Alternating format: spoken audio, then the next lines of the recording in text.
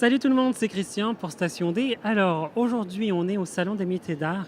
On a décidé pour commencer l'ouverture de la chaîne YouTube de Station D, la partie promotionnelle, d'aller interviewer quelques artistes et artisans du Québec. Donc pour vous rappeler un petit peu, Station D, notre objectif c'est d'être une coopérative qui va soutenir et promouvoir les artistes. Et là nous sommes dans le volet promotionnel. Aujourd'hui Lucie et Pascal, les deux autres fondatrices Bonjour. du projet. Bonjour. Voilà, les deux autres fondatrices du projet ont été invitées, forcées d'interviewer d'interviewer donc les artistes afin de vous faire découvrir un peu ce qui se passe, c'est quoi un peu leur vie, comment ils abordent leur art et tout ça. Donc je vais laisser la parole à Lucie et Pascal et je vous souhaite une belle série de vidéos. Pour nous, Pascal et moi-même, c'était notre première journée interview. Nous avons fait nos premières interviews aujourd'hui, oui. officiellement. Oui, officiellement. Et pour ma part, j'ai trouvé que les artistes étaient vraiment tous géniaux. J'ai fait le tour de tous les stands. Il y a vraiment beaucoup de gens à rencontrer qui font vraiment de belles choses avec leurs mains. Ce qui me laisse à penser que non, l'artisanat est toujours présent et qu'il y a encore plein de belles choses à faire ressortir au Québec. Qu'en penses-tu ? Oui, je suis d'accord. Il y en avait combien? Plus de 400 exposants, hein? Oui, je crois un peu plus. Artisanat et tout ça.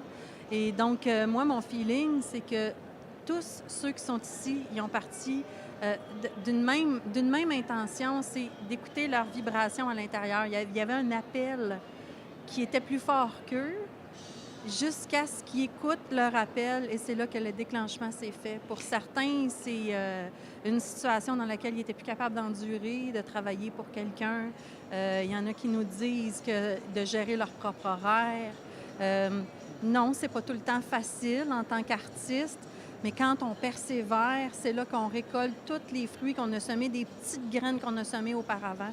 Fait que dans les yeux de chacun que moi j'ai interviewé, toi aussi tu en as interviewé. Oui, c'est un travail de longue haleine, exactement. De longue haleine, ce mais on voyait le pétillement dans les yeux, on voyait la passion, c'était palpable. Moi, je le sentais en tout cas, puis je me reconnaissais là-dedans. Oui, par contre, ce qui est vraiment agréable, c'est ces gens qui nous disent, surtout les jeunes, lâchez pas, vous êtes le flambeau, ayez confiance en vous. C'est vrai que c'est un message qui est revenu à chaque interview, quand on a eu en privé. Le mot est là, c'est d'accrocher, de croire à son rêve, et que quand on rêve très fort de quelque chose, on peut l'atteindre. Et les moins jeunes aussi, parce que moi, je suis déjà dans la quarantaine bien avancée, milieu quarantaine, et j'ai découvert cette passion-là. Moi, j'avais 40 ans, 41 ans, et c'est suite à une blessure. Donc, moi ce que je fais, c'est de la peinture. Je peins. Je peux dire maintenant, après 4 ans, que je suis une artiste peintre. En devenir encore, je travaille fort, mais oui, il faut persévérer. Il ne faut pas se dire « Oh non, je suis bien trop vieux ou bien trop vieille pour ça », parce qu'une passion, ça n'a pas d'âge. Quand on écoute notre passion, notre vie change totalement.